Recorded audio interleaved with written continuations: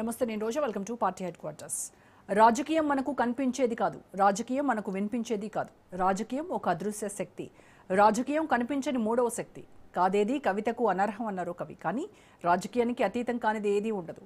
Telugu cinema దునియాను దున్నేస్తుంటే మన లీడర్లు దేశానికి పాఠాలు చెప్తున్నారు. తమకంటూ ఒక ముద్ర వేసుకుంటున్నారు. తెలుగు రాష్ట్రాల్లో రాజకీయం రసవత్రంగా సాగుతోంది. కుర్చీని కాపాడుకోవాలని అధికార పక్షం, కుర్చీ కోసం ప్రతిపక్షం ఢీ అంటే ఢీ అంటున్నాయి.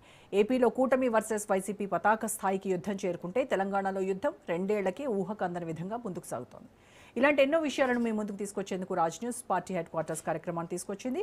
తెలుగు రాష్ట్రాల్లో పార్టీల ఆలోచనలు ఏంటి, ఆయా పార్టీలు కార్యాచరణ ఏంటి, చేస్తున్నటువంటి రాజకీయాలు ఏంటి, వీటన్నింటినీ రాజ్ న్యూస్ ప్రతినిధులు లైవ్ ద్వారా మనకు అందిస్తారు.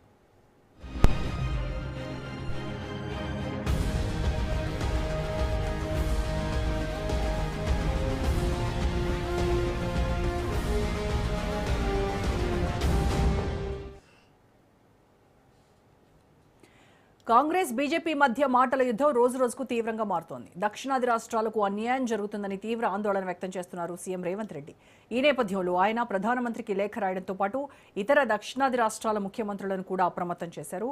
డీలిమిటేషన్ ప్రక్రియ అమలైతే జనాభా ఆధారంగా పార్లమెంటు స్థానాలు పెరగడం వల్ల దక్షిణ రాష్ట్రాలకు ప్రాతినిధ్యం తగ్గే ప్రమాదం ఉందని రేవంత్ రెడ్డి హెచ్చరిస్తున్నారు. దీనికి పరిష్కారంగా హైబ్రిడ్ జీఎస్డీపీ అనే కొత్త ప్రతిపాదనను కూడా ముందుకు తెచ్చారు. ఇక ఇదే అంశంపై బీజేపీ తీవ్రంగా ప్రతిస్పందిస్తోంది. రేవంత్ రెడ్డి అనవసర రాద్ధాంతం చేస్తున్నారని విమర్శించారు తెలంగాణ బీజేపీ చీఫ్. అంతేకాకుండా కాంగ్రెస్ పార్టీ దేశాన్ని ఉత్తర దక్షిణంగా విభజించే కుట్రలు చేస్తోందని ఆరోపించారు. దీనికి సంబంధించి పూర్తి ఇన్ఫర్మేషన్ మా ప్రతినిధి రాజు లైవ్ ద్వారా అందిస్తారు. రాజు, రేవంత్ ప్రతిపాదించినటువంటి ఈ 50% జనాభా ప్లస్ 50% జిఎస్డిపి, ఈ ప్రాతిపదికన డీలిమిటేషన్ జరగాలి అని ఏదైతే ప్రతిపాదిస్తున్నారో దీనికి రాజ్యాంగపరమైనటువంటి వెసులుబాటు ఉందా? న్యాయ నిపుణులు ఏం చెప్తూ ఉన్నారు? డీలిమిటేషన్ చట్టంలో ఇలాంటి మార్పులు చేయడం అనేది సాధ్యమేనా? డీలిమిటేషన్కి సంబంధించి పెద్ద ఎత్తున ఇటు బీజేపీ కాంగ్రెస్ పార్టీ మధ్య మాటల యుద్ధం అయితే కొనసాగుతూ ఉంది. ఇందులో భాగంగానే తెలంగాణ ముఖ్యమంత్రి రేవంత్ రెడ్డి సైతం తీవ్ర స్థాయిలో దీన్ని విమర్శిస్తూ ఉన్నారు. ఇప్పటికే ప్రధాని నరేంద్ర మోడీకి ఆయన లేఖ రాయడం జరిగింది.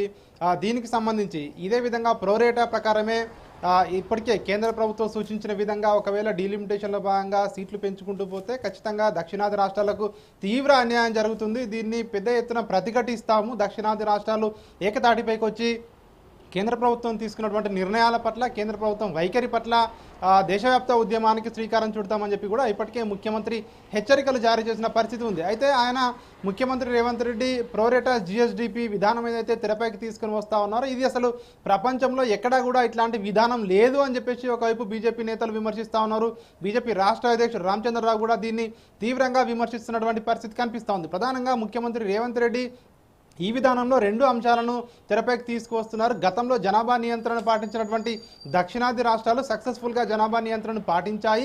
కేంద్ర ప్రభుత్వం మార్గదర్శకాలకు అనుగుణంగా అప్పట్లో నియంత్రణ చేశాయి, ముందుకు వెళ్ళాయి. సో ఇప్పుడు అదే శాపంగా మారబోతా ఉంది. ఇక్కడ జనాభా లెక్కన ప్రోరేటా ప్రకారం, జనాభా లెక్కల ప్రకారం తీసుకుంటే 50% అదేవిధంగా తీసుకోండి, మిగిలిన 50% ఆర్థికంగా అభివృద్ధి సాధించినటువంటి రాష్ట్రాలకు ఏవైతే ఉన్నాయో వాటికి 50% వెయిటేజ్ ఇచ్చి మొత్తం 100%గా తీసుకోవాలని చెప్పి కూడా ఏదైతే హైబ్రిడ్ జిఎస్డిపి విధానాన్ని సూచించడం జరిగిందో దీన్ని విమర్శిస్తూ ఉన్నారు. అయితే దీనికి ఇట్లాంటి ఏదైతే ప్రతిపాదన ఉందో దీన్ని కావాలంటే ఒకవేళ అమలు చేసుకోవచ్చు అని చెప్పేసి కూడా కొంతమంది మాట్లాడుతూ ఉన్నారు. కానీ ఓవరాల్గా చూసుకున్నట్టయితే బీజేపీ అయితే తీవ్రంగా విమర్శలు చేస్తూ ఉంది. ఎందుకంటే ఇప్పటికే దేశాన్ని ఒకవైపు కులాలు, మతాల పేరుతో కాంగ్రెస్ పార్టీ విభజించింది. తాజాగా ఉత్తర భారతదేశం, దక్షిణ భారతదేశం అని చెప్పి ప్రజల మధ్య వైషమ్యాలు పెంచే ఒక రాజకీయం చేస్తూ ఉంది అని చెప్పి కూడా బీజేపీ అయితే తీవ్రంగా విమర్శలు చేస్తూ ఉంది. మరొక పక్క ఇప్పుడు డీలిమిటేషన్ ఏదైతే ఉందో ఇందులో భాగంగానే మహిళా రిజర్వేషన్ బిల్లులు కూడా తీసుకొని వస్తూ ఉన్నారు. మహిళా రిజర్వేషన్ బిల్లును అడ్డు పెట్టుకొని డీలిమిటేషన్ చేసే విధంగా కూడా మోడీ ప్రభుత్వం ముందుకు వెళ్తూ ఉంది. ఇది తీవ్రంగా ఇటు మహిళలకు, అదేవిధంగా ఇటు దక్షిణాది రాష్ట్రాలకు తీవ్రంగా అన్యాయం జరుగుతుందని చెప్తా ఉన్నారు. ఒకవేళ మహిళల పట్ల బీజేపీ ప్రభుత్వానికి, నరేంద్ర మోడీకి కానీ చిత్తశుద్ధి ఉంటే 543 సీట్లు ఉన్నటువంటి ప్రస్తుత తరుణంలోనే 2026 నుంచే ఎందుకు 33% రిజర్వేషన్ అమలు చేయకూడదని చెప్పి కూడా ముఖ్యమంత్రి రేవంత్ రెడ్డి మాట్లాడుతున్నటువంటి పరిస్థితి కనిపిస్తూ ఉంది. కేవలం డీలిమిటేషన్ అడ్డు పెట్టుకుని, మహిళా రిజర్వేషన్ బిల్ అడ్డు పెట్టుకుని డీలిమిటేషన్ కంప్లీట్ చేసుకోవాలని చూస్తూ ఉన్నారు.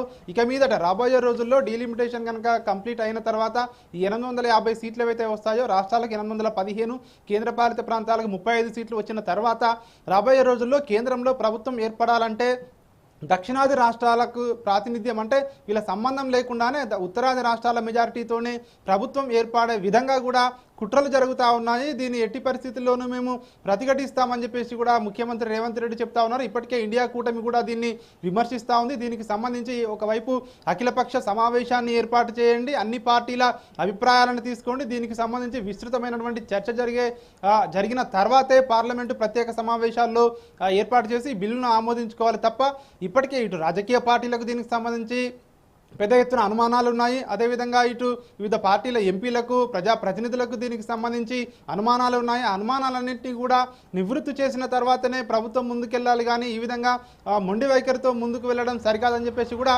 ఒకవైపు విమర్శలు చేస్తూ ఉన్నారు. మరొక పక్క దక్షిణాది రాష్ట్రాల సీఎంలను కూడా ఏకతాటిపైకి తీసుకొస్తానని చెప్పేసి కూడా ముఖ్యమంత్రి రేవంత్ రెడ్డి చెప్తా ఉన్నారు. ఇప్పటికే లేఖలు కూడా రాయడం జరిగింది ముఖ్యమంత్రులకు. దీనికి సంబంధించి ఒక కార్యాచరణ కూడా తీసుకుంటామని చెప్పేసి కూడా ఒకవైపు ముఖ్యమంత్రి మాట్లాడుతున్నారు. సో దీనికి సంబంధించి మనం చూసుకున్నట్టయితే ఒకవైపు బీజేపీ, తెలంగాణ బీజేపీ, ప్రధానంగా బీజేపీ రాష్ట్ర అధ్యక్షుడు రామచంద్రరావు కూడా విమర్శలు చేస్తూ ఉన్నారు సీఎం రేవంత్ రెడ్డిపై.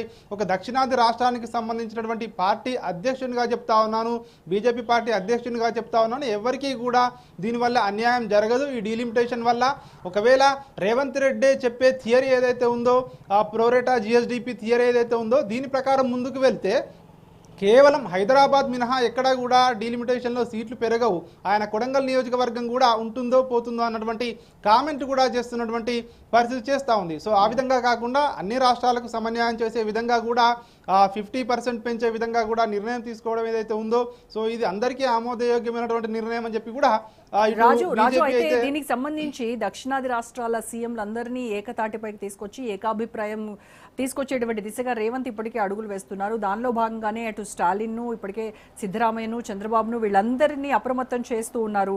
సో వీళ్ళందరినీ చేస్తూ సౌత్ బ్లాక్ అనేది ఏర్పాటు చేసేటువంటి దిశగా వీళ్ళు అడుగులు పడుతున్నాయా అన్నటువంటిది ఉంది. సో బీజేపీ నేతలు ఏం చెప్తున్నారు ఈ సౌత్ బ్లాక్ గురించి?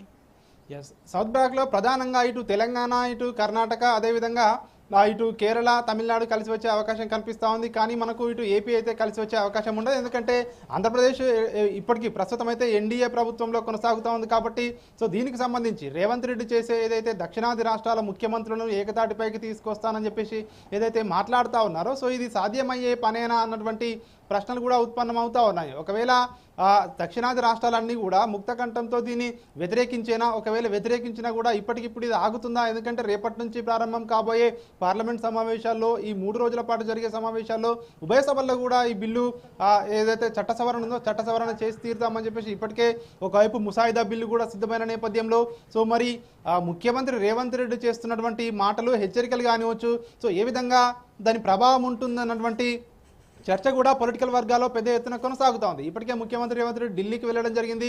ఒకవైపు ఇండియా కూటమికి సంబంధించిన సమావేశంలో పాల్గొన్నారు.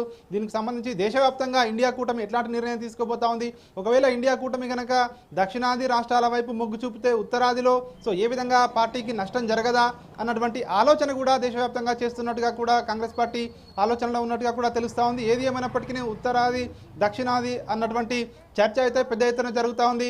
దీనికి సంబంధించి ఒకవైపు ముఖ్యమంత్రి రేవంత్ రెడ్డి థియరీ మాత్రం ప్రపంచంలో అట్లాంటి థియరీ ఎవరు చేయలేదని చెప్పేసి కూడా పెద్ద ఎత్తున ఆయనపై బీజేపీ నేతలు అయితే విమర్శల వర్షం అయితే కురిపిస్తూ ఉన్నారు. ఓవరాల్గా డీలిమిటేషన్కు చూసుకున్నట్టయితే ఈ డీలిమిటేషన్కు సంబంధించి ఇటు బీజేపీ, ఇటు కాంగ్రెస్, ఈ 2 పార్టీల నాయకుల మధ్య మాటల యుద్ధం, లేఖలు అయితే కొనసాగుతున్నటువంటి పరిస్థితి అయితే మనకు కనిపిస్తూ ఉంది. Right, thank you Raju.